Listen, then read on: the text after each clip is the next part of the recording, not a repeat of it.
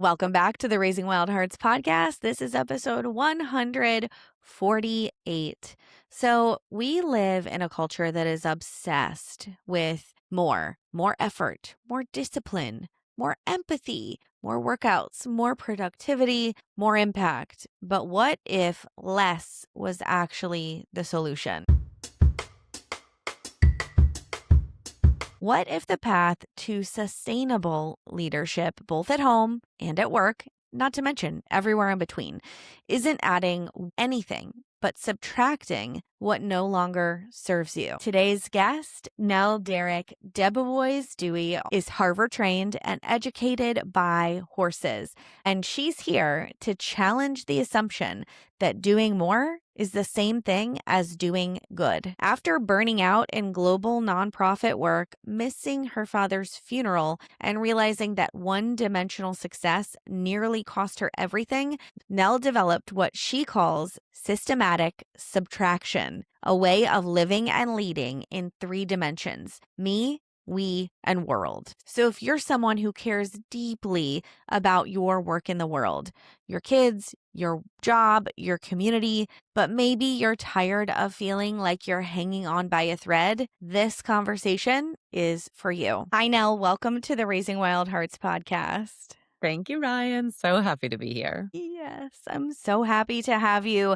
And in this space, we have a lot of caregivers and moms and impact professionals, people who really want to make a difference. Like they have that intrinsic motivation to see the world be a better place and really to like shift intergenerational cycles. And we're doing this like really big work because it comes from our hearts, right? And some of us, right, asking for a friend, might be feeling on the edge of burnout, perhaps, or maybe like we're hanging on by a string and just can't really take it anymore the way it's going. It doesn't feel sustainable. We're overgiving and we don't feel like we have anything left for us at the end of the day.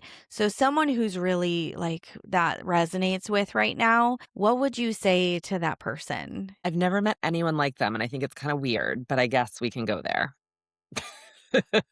Just kidding. Everybody I talk to. Yeah. Yeah. No, I mean, that's why I have this passion for doing this work and getting this message out right now, Ryan, because I am worried about I call these folks the stewards. I love the idea of wild hearts, but I talk about this as stewards, right? And they are stewards of, in some cases, wealth, in some cases, power, in some cases, that next generation, which is the most important thing to steward as far as I'm concerned on the planet.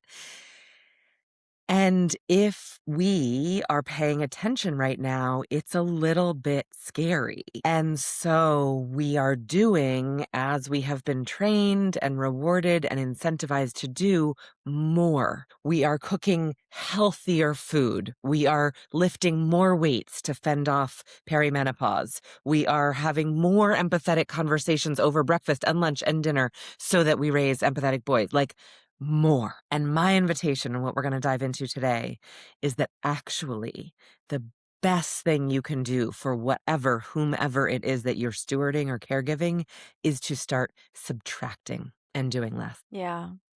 So I feel like I heard an audible like cringe from the other side of the people listening with us right now. Because I think when we hear that do less, we go, oh my God, all the plates are spinning in the air, all the balls are in the air. If we do less, everything's gonna fall apart. How's that even possible? Like, how do we even start considering doing less? Yeah. So great question. Again, not the first time I've heard it. And so the first thing that I'll say is this is not like a 4-hour work week kind of like gimmicky subtraction, right? It's not about like, let them. Because, if those things have made a difference for people, and I know they have, I'm so glad for that. And my audience, I think your audience, that's not quite nuanced enough. Like, it either sounds appealing or it just sounds so friggin' obnoxious because you're like, I can't. So I get that. And this is not what we're talking about, right? So we'll dive into the mechanics eventually, but it's systematic subtraction. And so it's relational Subtraction. And again, we'll get there, but the piece, just the headline that I want to share is the magic from the other side, having burnt out, gotten divorced, missed my father's funeral, caused a head-on collision that could arguably should have been fatal for me or the people in the other car. Like, no joke, danger, physical danger and harm and risk because I was doing too much. And so the magic on the other side of that I have unlocked and I'm now helping and watching other people unlock is that it's not just about doing less. That the unlock, the third step of this journey is that you connect dots. You use systems thinking. And so actually you are doing less in terms of stacked tasks, but your impact actually can grow. Yeah. That's the problem. So yeah, that's amazing. So you say that you're Harvard trained and educated by horses, which I just love that combination because it's like, wait a minute. And when I pictured you trying to ride this horse or get to know this horse or something, maybe you can take us back to that moment, but I pictured you like as this like kind of overwhelmed, like stressed out kind of person who's, causing head-on collisions and just like really like going through the motions, right? Trying to get on this horse being like, I'm gonna ride you now, and this horse being like, the hell you are, lady, and like bucking you off. But maybe that's just my like, movie version of it in my Yeah. head. What Yeah. actually went on with that? So that was the first act. I grew up riding horses a little bit. I never had my own, but I was able to ride kind of once a week and as many weeks of summer camp as I could convince my mom to splurge for. And I got bucked off and thrown face forward into jumps. And, there was definitely that for sure. And did it have something to do with my gold star junkie 12 to 18-year-old self trying to do more? Very possibly. But that wasn't the educate. I didn't get the education then because I was engaging with the horses in a very transactional way. And it turns out when we interact in a really transactional way with friends or colleagues or students or children or neighbors or strangers, we don't actually learn everything they have to give us. And so the Educated by Horses has come more recently in doing coaching with horses in which we do not ride. And so it's actually a co-creation collaborative relationship with these horses. Like they are co-coaches with me in the arena, essentially, with the humans that we're working with, a leadership team or a group of friends or board members, whatever the context might be. And the education there, the headline about horses, and it's so fun that we're new into Fire Horse Year, right? Because it's so real. And happily I've seen on a lot of the writing, whether it's astrology or whatever versions of Fire Horse, that people are starting to get that, this isn't about like Fire Horse on fire, gallop into the year. That may be the superficial read, but that's not authentic horse energy. Horses are prey animals. And so everything they do, every freak out that they have, every ear they twitch, every head they shake, whatever they may do, depletes calories that mean they cannot escape from a predator. And so as a matter of survival, they have learned to do the least effortful action to achieve a desired result. I brought my kids to a farm recently on a day off of school. And so we got to be up close and personal with the horses. We didn't ride or anything, but they're just there in the barns. Yeah. And we walked around, and the first thing all of us wanted to do, myself included, is like go up and just like nuzzle this thing. And, almost like when you go home, like you come home and your dog's like really excited to see you, we want like you expect this horse to be like, yes, I love when you pet my chin there or whatever. And what I noticed is that they were very stoic and they didn't feel like they needed to perform or, give you the pleasure of, wow, that feels so good that you're rubbing my snout like that. Like they were just very stoic is the word that I'm seeing. And they were also very like receptive and open to the kids being there. These horses are around kids quite a bit, and they were just they seemed gentle Mhm. and receptive and just kind of like going with the flow. So, Yeah. what other horse wisdom have you observed? Yeah. So that gets to the first point, which is that horses, stoic is a fair observation. I would describe it as robustly present. Oh, And if you add on that conservation of energy we just talked about, that's maybe what starts to look like stoicism, right? But I don't think it's stoic, certainly not in a cold way, because to your point, they're very engaging, engaged beings. But they are prey animals. They have to be a little careful, and they're just robustly present. And so it's not that they're like chilled out under the tree, soaking up the sun and like meditating. They're right there with you. They're very sensitive, right? They have their hearts are 4 or 5 times as big as ours because they're big creatures. And so the electromagnetic field, right, the physical waves of that heart is 4 or 5 times bigger. And so when they're call it 10 or 15 feet away from you, they're totally plugged into your energy. And so it's not that, so they don't need to nuzzle in close, close, close, like I know I do with my Bernedoodles, that I'm imagining you do too with Bodhi. totally. He's like a Velcro dog. Right. For horses, they are a little bit more cool cucumbers, but not because they're not deeply present. And again, that's not because they've done leadership coaching.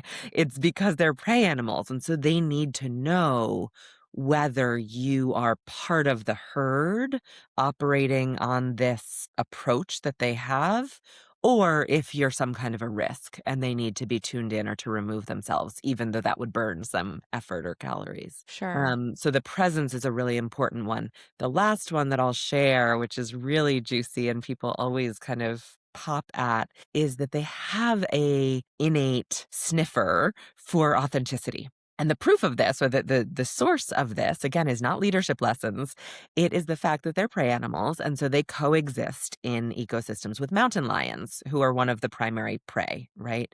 Even though horses are very big, mountain lion generally would attack on the back and eat the horse. So if horses, were always freaked out because there was a mountain lion in the ecosystem, they would be tired, right? And indeed kind of breaking that law or that approach of conserving energy. What they need to be tuned into is when the mountain lion is not kind of over there sleeping or having a drink at the river or nursing its young or whatever the mountain might be doing, but when the mountain lion is lion and is hiding because they're about to hunt. And so horses have literally adapted evolutionarily to understand the difference between mountain lion in presence doing its thing and mountain lion pretending to be doing something else, which might actually be attacking me or someone in my herd. And so that's when the final kind of thing to loop it back to humans and our interaction, right? People will say, they can smell my fear. I know they know that I'm afraid. And that's not true. Horses are fine with fear. They do sense it, and so they'll act differently.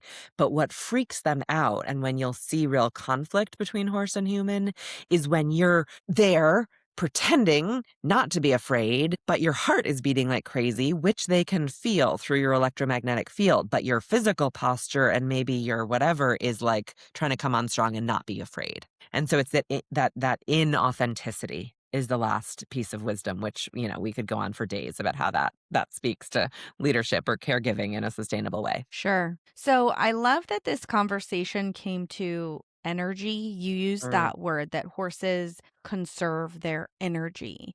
And mhm. when we think about our days and how we wake up and how we get out of bed and go through our morning routine and get the kids out of the house or get to work or whatever it might be, right? We've all got that kind of, groove or rhythm that we're into.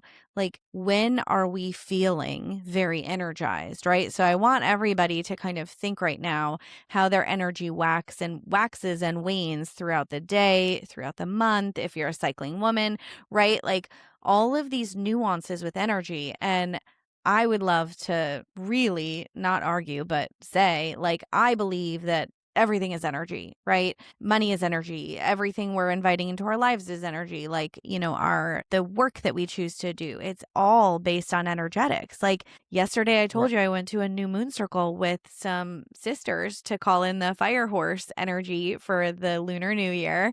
And throughout the Yeah. day, I was like, my energy was just waning a little. And I thought, I don't know if I'm going to make it tonight. And then Like an hour Mm, before I was supposed to leave, I had a conversation with a girlfriend, and my energy mm. just went like, "Ooh," like I was just filled back up. I just had this like beautiful, short, interactive, like authentic, like, exchange. And I was like, oh, I'm going. Like, I'm great. I'm good. And this speaks to so much of what we need to be attuned to in ourselves in the day before we even think about doing a great job at work, being a great leader, being a great caregiver. Like, how are we doing on the inside? Like, really doing. Yeah. Yeah. It's so elegant. And, quantum theory would agree with you. Everything is energy. That's not woo. It's like science. So I think it's a helpful way to think about our impact. And the important thing that I would say, I mean, just those waxes and wanings and cycles are really important. And the piece that I've come to really see and appreciate, and this is where this massive leverage comes, is that we are not straight lines, right? We are not linear in our day, in our thinking, in our careers, in our impact. Like, that's just not real. We're systems. We're systems of brain and body and bones and blood. And we live in systems of other people in our family, our organization, our community, our ecosystem, the trees, the squirrels, right? But extractive, patriarchal, racist, misogynistic capitalism has taught us about this linear way of doing things, right? In this industrial era production line. Those are the mountain lions, yeah? Maybe. Don't Yeah, give mountain lions a bad name, but yes, sure. maybe. Sure. And so this is the systematic piece of systematic subtraction, is that when we realize that we are systems, when we remember, because we know we were born that way, as women particularly, we know this, but we've been untaught it, and so we doubt ourselves. But when we remember that we are a system in many complex systems, then there's opportunity to see that point that not every that first of all, energy is not a line. We don't just draw down through the day and then we're out. We can pick ourselves up with one great conversation with a friend or a few deep breaths or a little doggo cuddle, right? These are all or doing work that we love, right? Yeah, We've all done 2 hours, 5 hours, 10 days, 20 minutes of work and come out feeling more energized than before. Like we've done 20 minutes of maybe a mind numbingly basic task and felt totally drained for the rest of the day.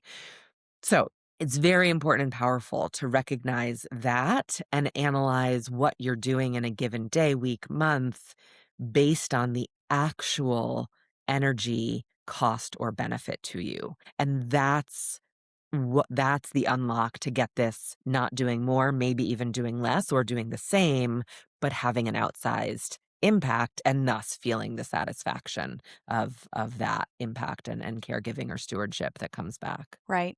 And you were in a very high impact on paper, I'm assuming, position. And there was a point where you realized like you weren't actually making the impact you wanted, or something just felt off within you. Like, take us back to that moment. Yeah. So at 12, I switched school districts and I moved from a very under resourced urban district in Hartford, Connecticut, where I had had a fabulous elementary school experience, but would not have had a lot of support or even physical safety in the middle school. And we moved across a town line to a very well resourced, nationally recognized suburban public school system where I did have a lot of support and resource that launched me off to Harvard and, all the things that have followed. And so I had this very early sense of impact, like as a precocious, kind of nerdy 12-year-old, I was like, I want to fix that. Like opportunity should be distributed more equitably because talent is distributed equally through the population.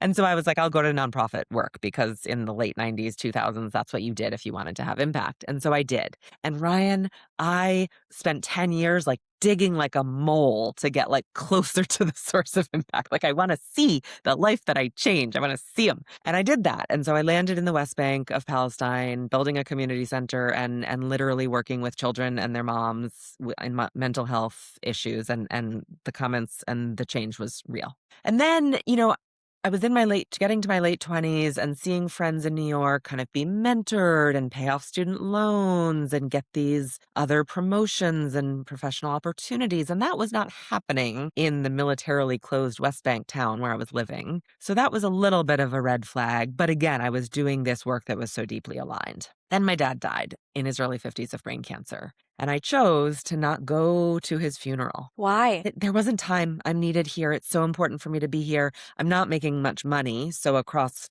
you know, intercontinental, across the planet, plane from Palestine to California was tough. My boss probably would have helped. So that's a little bit of a cop out. But I was in my one-dimensional rut of impact. And then within 12 months, my marriage fell apart and I got divorced. So you're like, okay, I just Okay. skipped my dad's funeral. I'm divorced. Now what? Was there a third?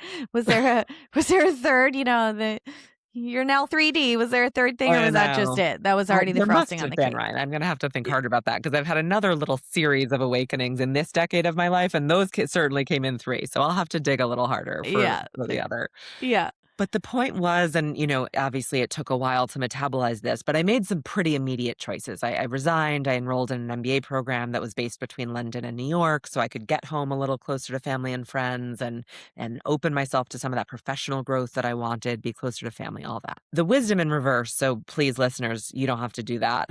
Don't miss your dad's funeral unless you don't want to go, and don't get divorced unless you want to get divorced. Don't regret anything, but let me save you a little trouble by saying that this version of one-dimensional success is not sustainable, is certainly not satisfying. And so I think the traditional story for a lot of stewards is money or power or career, right? That's what our system kind of drives toward. But it doesn't matter which one dimension you're working on, it's not sustainable. And so the three-dimensional approach that I've come to really value and practice literally daily in every decision, small, big, and large, that I'm making is me matters, my holistic well-being, right? So intellectual, physical, mental, all the forms of my own well-being. We, my team, my professional we, an organization, and my family, my personal we, are right in that dimension together. They matter. And then world, but in a very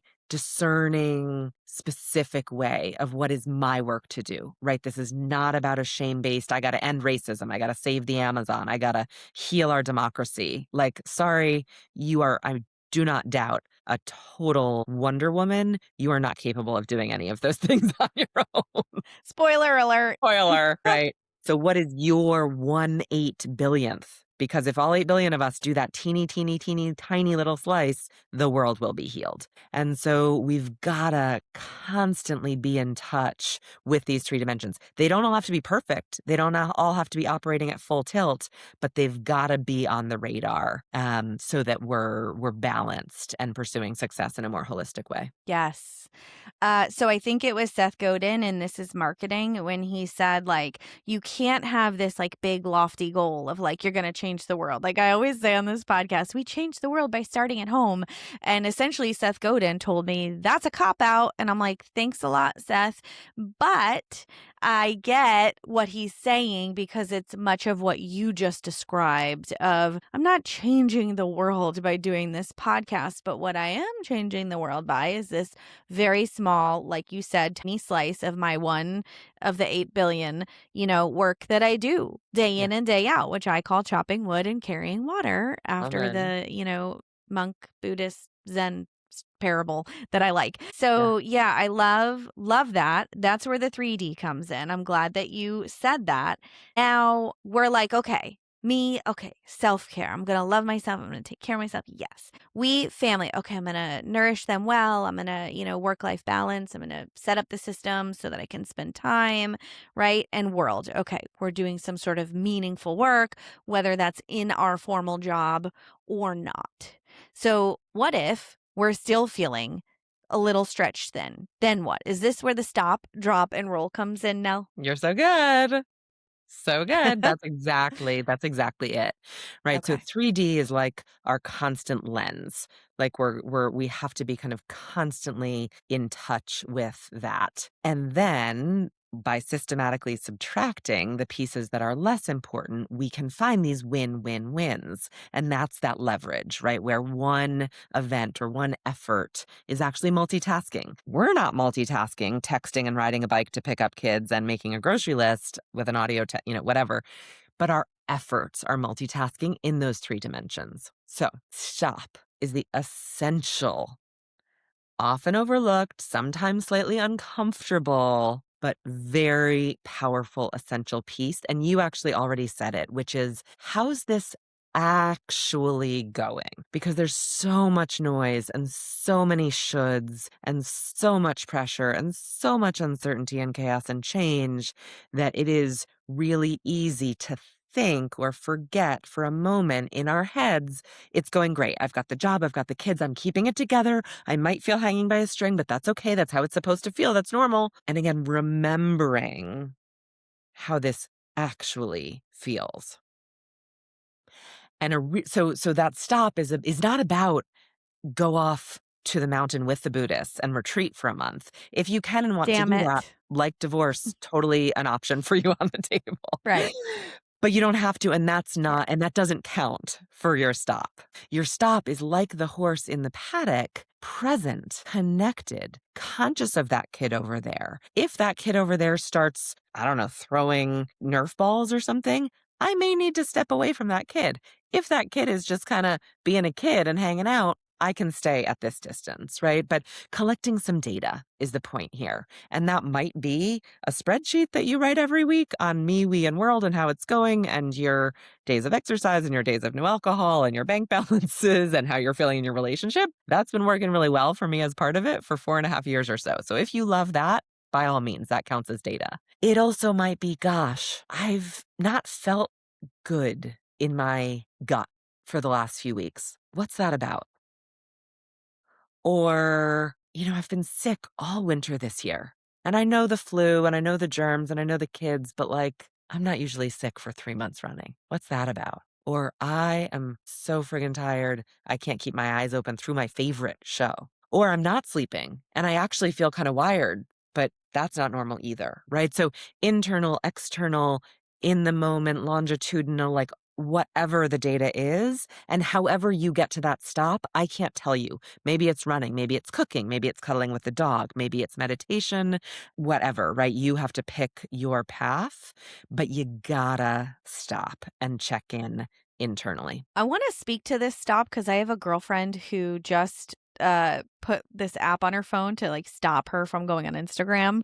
Uh, And she said like when she has like a few minutes of downtime in the day, she'll just like, oh, what's going on Instagram? Right? Like many of us do. And it's making her very uncomfortable. She's just like in the first few days of doing it. But she was like, and I'm like going and I'm opening and I'm like, oh yeah, that's right. Like I don't want to do that anymore.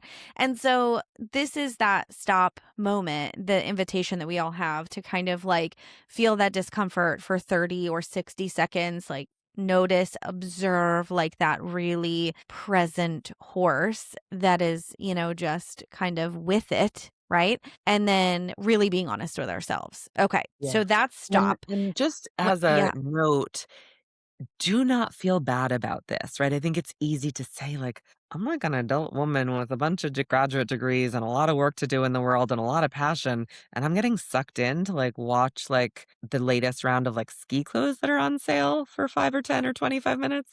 Really? Right? It's kind of shameful Yeah, potentially. yeah.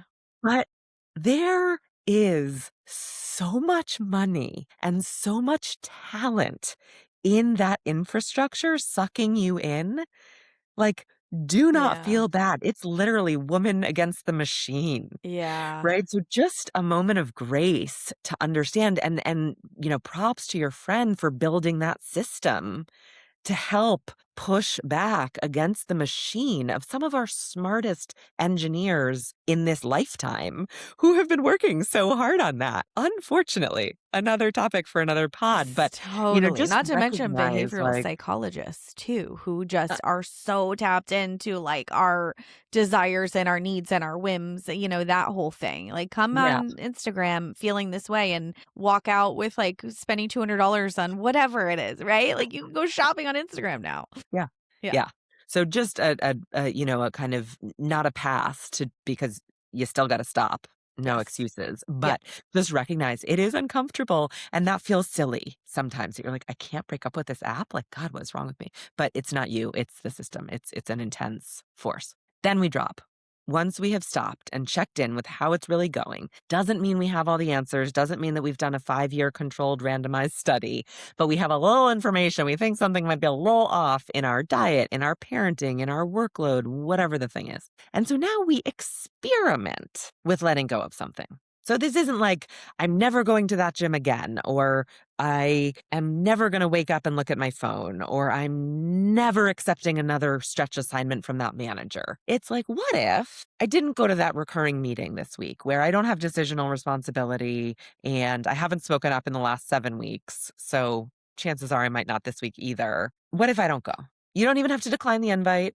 You don't have to make excuses. You don't have to make a big plan, maybe, right? You use your judgment, people, obviously, here. But as an example, what if you just don't go?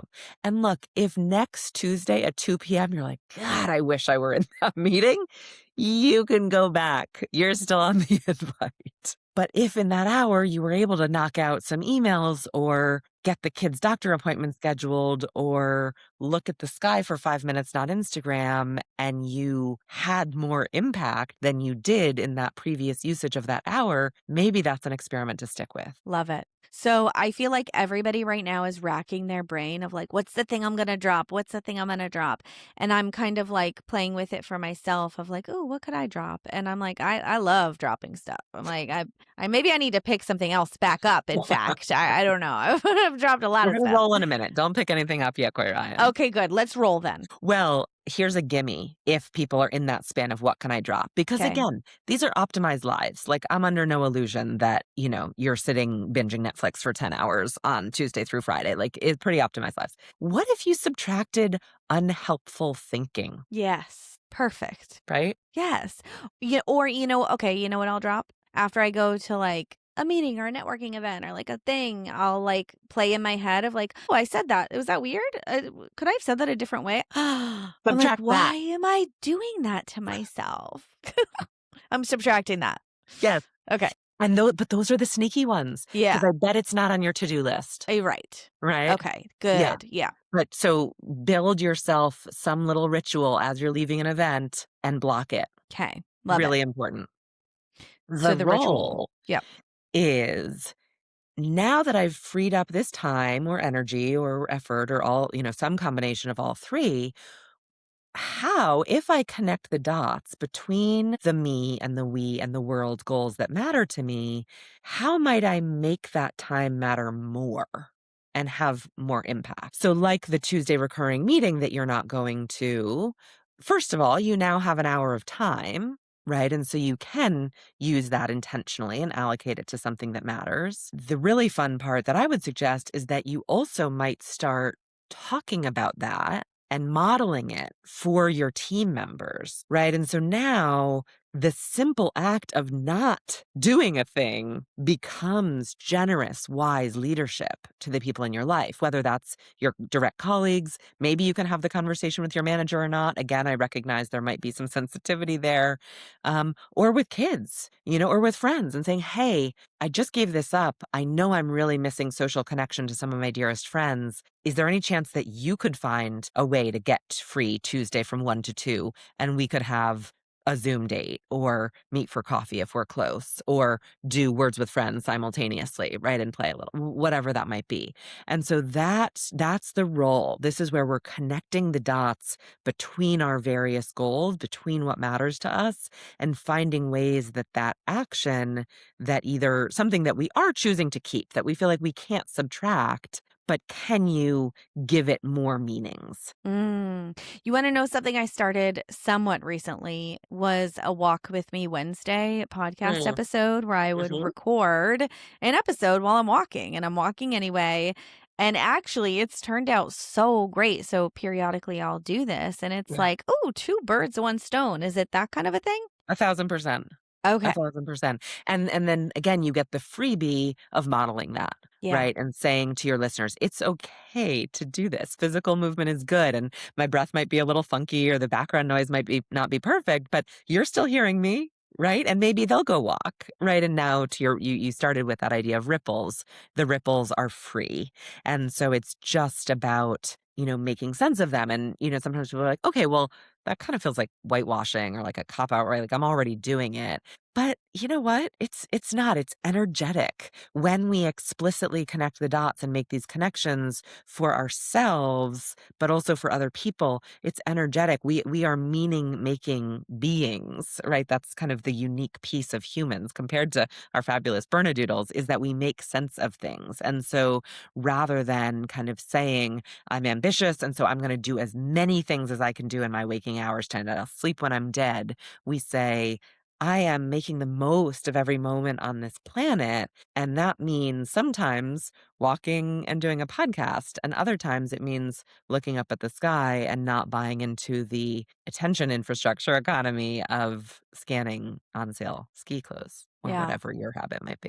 Yeah. Yeah. What I'm hearing you say is like we have the choice to decide what our lives look and feel like. Like, of course, there are some obligatory things that we have to do. Like, yes. And also, we get to kind of flow with this new way of being that's a little outside of the box, that wasn't as we were taught or told how to be, how to do. This is the good way to do things. But we get to kind of like make up our own rules, so to speak. And as a Aquarius slash rebel, I dig that.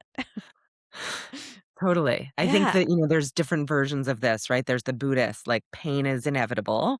Welcome to the human experience, but suffering is not. And that's all about the story that you're telling, right? Or the Yeah. brilliant Viktor Frankl and Man's Search for Meaning, who survived the Holocaust. Like, is there a more brutal human experience to have survived? And, he said, if you have the right why, you can survive almost any how. And so, don't want to get into kind of a blaming the victim or like just suck it up and endure patriarchal, misogynistic, racist capitalism. Let's change it. And that kind of systems change is going to take some time and going to take some pressure from inside. So it's important to have this skill or to remember our agency to make meaning of what we're doing in a productive, healthy way. Yeah. What do you think it is about these really driven, ambitious women, men too, but Mm. these really like high impact individuals that makes them, maybe you agree with this, maybe you don't, more susceptible even to overwhelm or burnout? What is that? We are. I 1,000% agree that we Okay. are. The stewards, the helpers, we are more susceptible to it. And it's a double-edged sword. It's because that kind of 3D drive is so motivating. Like, it lines up perfectly with Desi and Ryan intrinsic motivation elements, right? You've got autonomy, you've got meaning and connection, and you've got purpose. Or sorry, mastery is the we, right? You have autonomy, mastery, and purpose. And so when we're 3D, we are so intrinsically motivated that we keep going. The shadow, the downside is that we have disembodied ourselves, first of all, as heads, and we live in a system that tells us it's our fault that we're on Instagram buying ski clothes or that, work is misogynistic or whatever. And so we have fallen into that, again, that gold star addiction of like, okay, well, I have to do more. And now I have to do more. And it's actually really motivating to do it because we care so much. And so it's a brutal catch-22, and that's why we've gotta build this muscle of subtraction. This is not like, you know, come on the retreat for the weekend or, sign up for the mini course on systematic subtraction, you're fixed. It's a lifelong unlearning, relearning paradigm shift from more addition to systems of subtraction. What are you subtracting from your life these days now? Very salient. Good question. So a bunch of things, of course. I submitted my book proposal last summer, and that was kind of the first like congealing of this systematic subtraction and got an agent. So exciting in the end of the year. And now we're working on the proposal to really bring it out. And so it was quiet for, it's holidays and we didn't really talk too much for those few months. And now we're back at it. And so I picked up the proposal and specifically the table of contents 4 months after I had, the last version. I really hadn't looked at it. And Ryan, how much fun to see that this practice of, I'm literally every day I write a prompt for people to either stop or drop or roll or kind of celebrate and integrate. And I've learned so much and it's gotten so much more enhanced. And I've been making my own choices. So, a few very specific fun ones. I have been working with a trainer, again, building muscle to combat perimenopausal symptoms. Great. Loving it. And then I was like, how about this? And how about this? And I'll add this. And I'll add this, like Pilates, which is actually pretty brutal strength work. And for a month in the fall, I had a neck thing. Right. I couldn't really look that way over my shoulder. I couldn't walk the dog like, and so I was like, what's actually going on here? How is this actually going? Like muscle count increasing, great, weights increasing, but like neck tweaked. I'm not old enough for that to be a thing. And so I subtracted all but 2 days of strength work a week and did like very soft feeling yoga and leaned into walks as exercise, and my neck didn't tweak anymore. So that's a great one. Another really fun one recently was a board membership that I can share briefly. So I closed down my company and was moving into this speaking, writing world. Great, exciting, and heard that boards would be a good outlet at some point for me to share my knowledge and skills and energy. And so I was looking for some nonprofit boards, and this great startup really aligned, not industry wise, but this idea of assets and resources and business models for nonprofits. I was like, great. Like, we actually need a treasurer. If, you have an MBA, I see, like, I'm like, totally. I can handle, I've run my own business. I can handle basic finances. So I'm like, I'll be treasurer. And that means you're the head of the finance committee. And then membership feels really aligned with some of your facilitation skills. Why don't you chair that? Great. So exciting. And all of a sudden, like that in one day, I have 8 to 10 hours a quarter of recurring meetings on my calendar. Boom, like that. Wow. Uh, Like, just because you can doesn't mean you should. that. And so at the end of the year, I said to the executive director who I had come to really love and appreciate and value, I'm like, Kate, I gotta resign. I can't do this. I gotta resign. You have to find a new board member. Like, and she's like, no, you could like not be committee chairs and exec committee. You could just be on the board. I was like, How novel. novel. Yeah. But Kate, I love working with you on some of this stuff and really thinking through the strategy. She's like, so why don't you pro bono coach me for an hour a quarter, 90 minutes? It's like, I was like, I love running these meetings because I'm good at it and they're less boring when I run them. They're a bit more engaging. She's like, great. Why don't you help me for 30 minutes before each board meeting quarterly? So I go from 10-ish hours a quarter to 2-ish hours a quarter, feeling so much more engaged, utilized, excited, and being far more impactful because I'm not like late on every friggin' treasurer's report and like looking to the vice treasurer. I'm like, Bill, I don't know. Did you get this one? Like, help. So that was another really juicy subtraction. So again, Yeah. the subtraction label is catchy, right? And subtract to succeed. Like, again, I think that right now that sounds very compelling.